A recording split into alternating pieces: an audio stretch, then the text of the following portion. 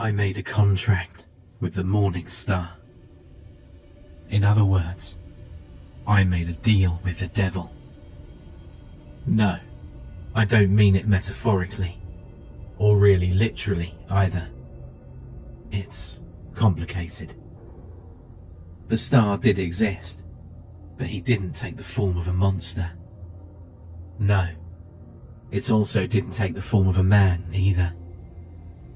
It was, like the name suggests, a star. I remember, all those years ago, looking up into the night sky. The vastness of the black was awe-inspiring. But it wasn't just the black expanse, or the white shines. But if you really strain your eyes, you can see thousands of dots and space clouds of the Milky Way. That expanse of nothingness lights up into a garden of stars. Just by looking up in the night sky, billions of them meet your eyes. And, after millions and billions of light years, those stray rays of light travel across the universe into your eyes. That's why I think I was chosen. I don't know which star it was. There were so many of them in the sky. I just remember closing my eyes one day, in the morning of the cold winter season. I'd looked onto that dawn, stars still as clear as midnight. The sun was still an hour or so from even raising up slightly. I'd closed my eyes and simply wished upon a star. I want to be happy. The wish comforted me. I felt warm in that moment. The cold brush of the morning air seemed to boil away, leaving me in a cocoon of warmth. No words were spoken, but he was there, the Mourning Star. He never truly spoke to me, but I understood all of his desires instantly. "Hello there," he had said. "How are you on this fine morning?" "Fine," I remember asking. "You'd like to be happy?" he asked. "Yeah, it'd be nice." "What if I could make that happen?" I paused, my gaze unfocused on the horizon. His soft whispers were so melodic, so soothing. I agreed. "Let's make a deal. A contract. You get to be happy, forever, as much as you want, in return for some favors," he said. "I can't touch the world like you can. I can't move things. I just ask that sometime, you just be my hands and feet. Nothing insane.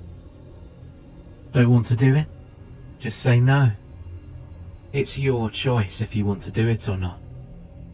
Sound good?" I nodded. "Yeah, I'd like that." And you know what? Life got better. Not in the big ways. I didn't win a car or the lottery, or become a reality TV star or something. It was just the little things. My parents bringing me home my favourite treat. Just barely getting that A that I'd stressed about getting. Allowing me to get that perfect shot in soccer. It went on. His first favour was simple. "Hey, can you just press that sidewalk button? Over there. The one that turns the light?" I asked. "Yes. You don't have to cross the street. Just ask the light to change." I pressed the button, the city's light giving me a strong weight while the light changed. I turned and walked away, the car slowing to a halt as the light turned yellow and then red. Later that day, a car crash happened. A drunk driver didn't register the red light and didn't stop. 5 dead. If I made that connection, it was soothed out of my mind by the sweet melody that Mourning Star whispered in my ear. Next was just to not stop that one bully picking on the new kid in our class. I did what he asked, turning my head away and scribbling on my assignment while the teacher was out of the room. He, as you could probably imagine, was found dead a week later, citing that event in a note. They never had direct consequences. It wasn't as blatant as hurt this person, just let this happen. I remember saying no. I don't remember what to or when though. Those memories are locked away, far behind barriers of the mind that can never be opened again. I just remember his response. "No," he'd said softly. "Well, that's your choice." And I'd blacked out. Who knows how long I was out for, or if any time had truly elapsed at all. All I knew was that I awoke in white, pure white. After giving a slight groan and sitting up, I rubbed away the blur of deep sleep.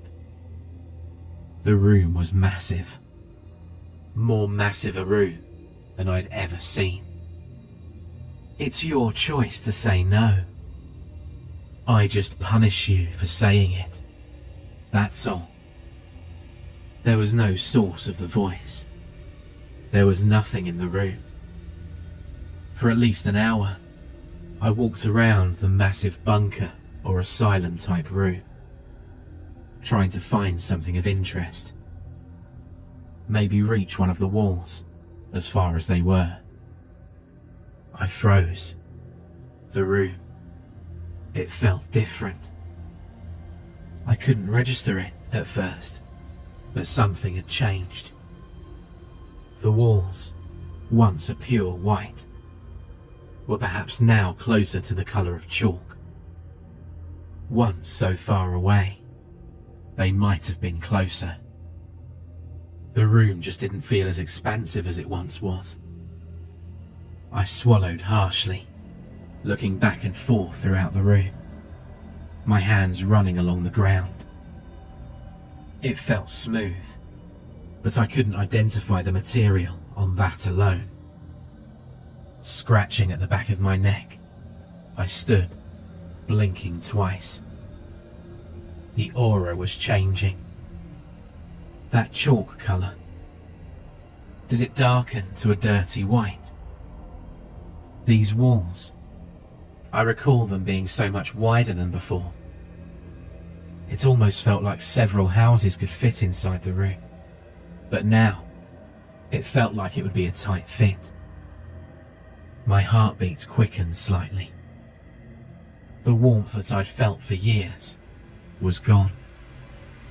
The comfort that the star provided had left me.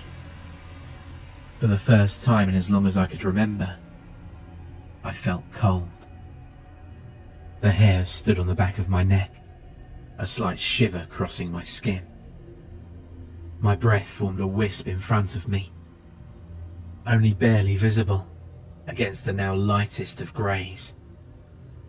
Why did it feel like perhaps only the first floor of my house could fit now? Was it just me, or were the walls getting closer? No, that wasn't it. I was close enough now to walk to the wall. It wasn't moving. My hand pressed against the smooth, cold, quartz-like material. Not a single bit of pressure meeting my palm. There was no movement there. I turned and blinked, shivering, grabbing my elbows to stay warm. My joints locked. The walls were now a grey colour. There was no denying it. I'd walked maybe 20 feet to the wall, but now the centre of the room was only 10 away. The walls were closing in.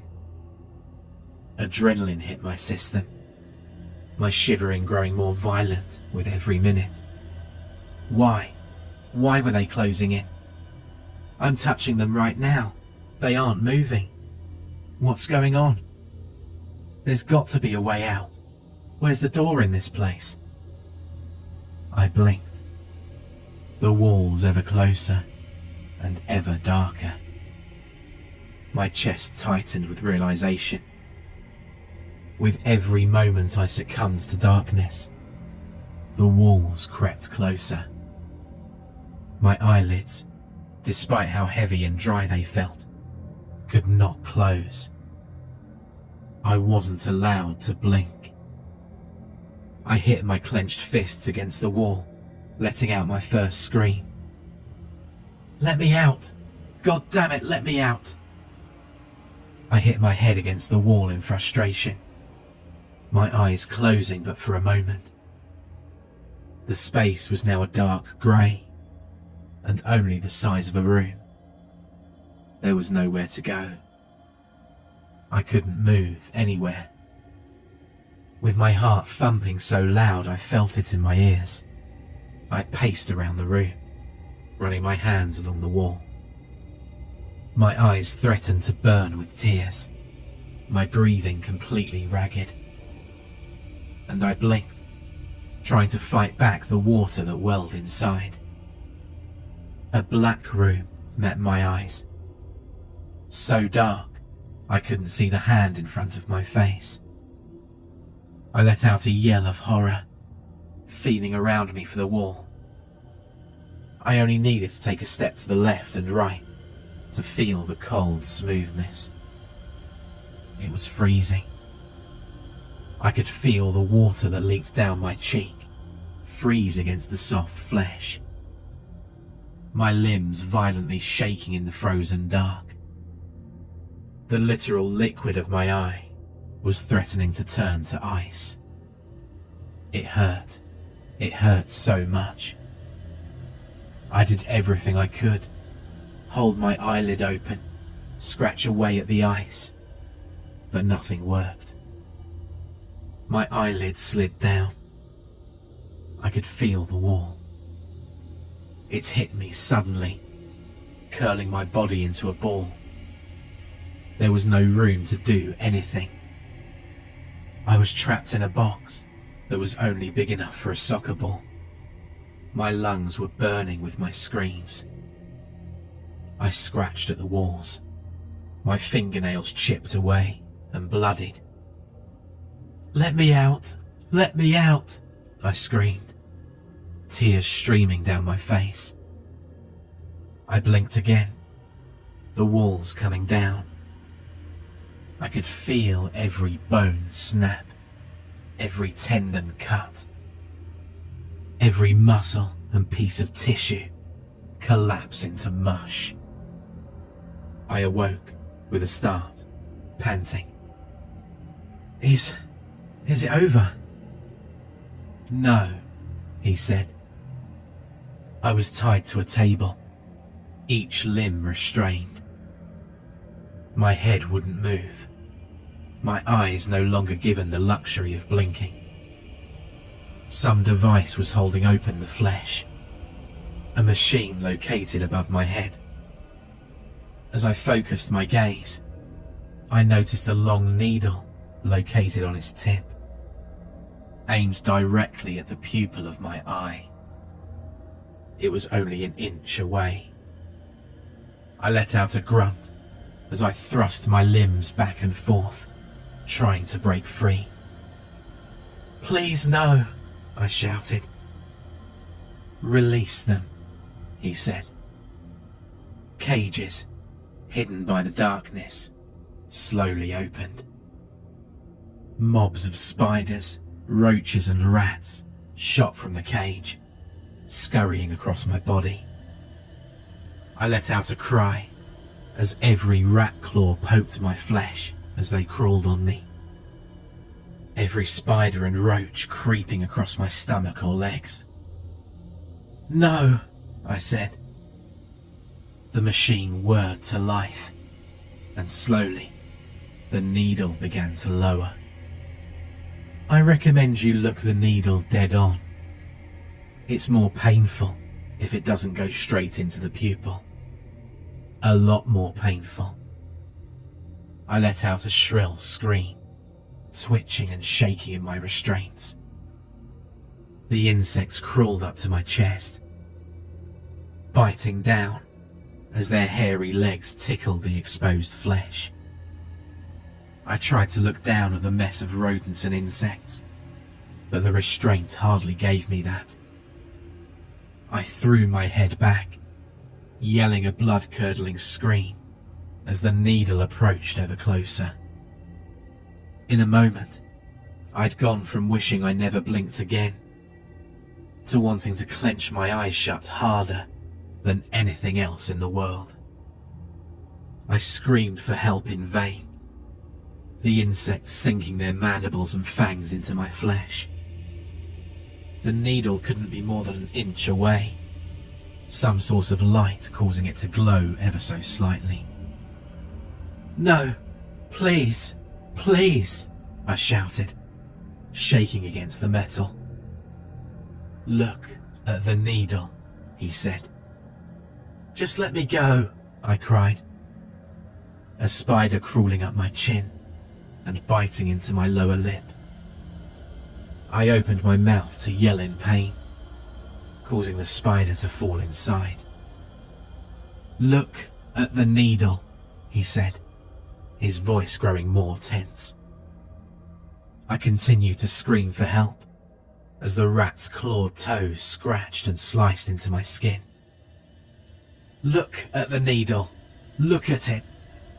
Please," I shouted, flickering my eye towards it.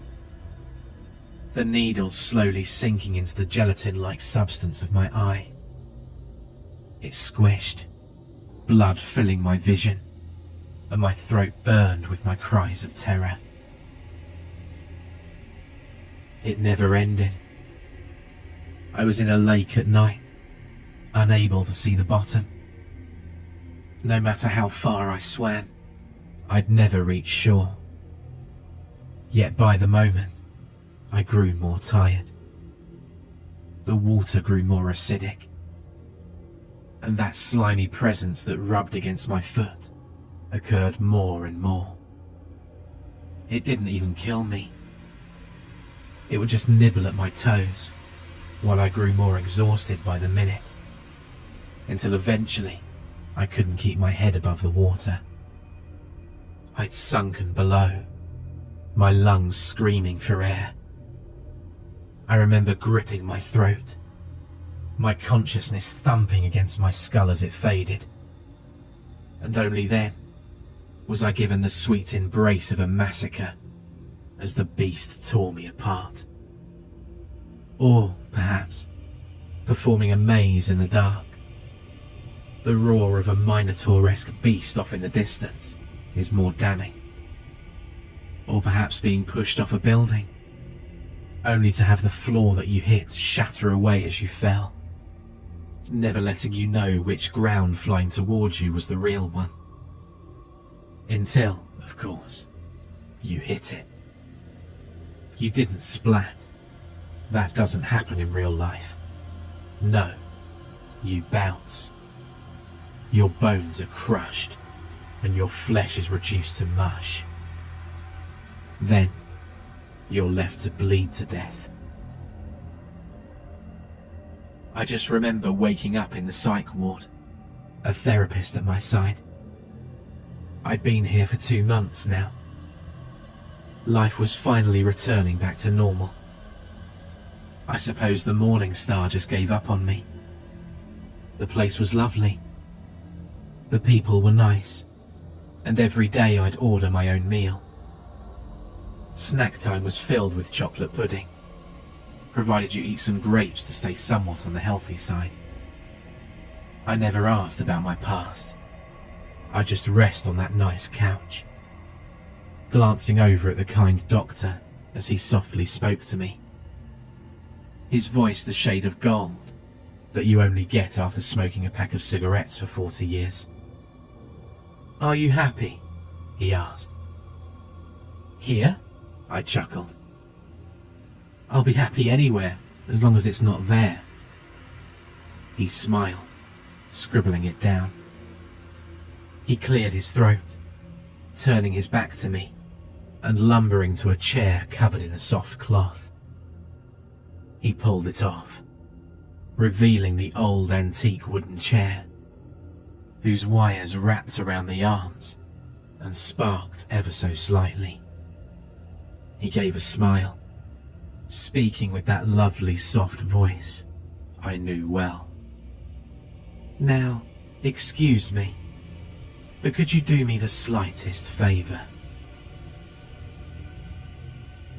For more terrifying creepypasta horror stories, check out the playlist or the video on screen.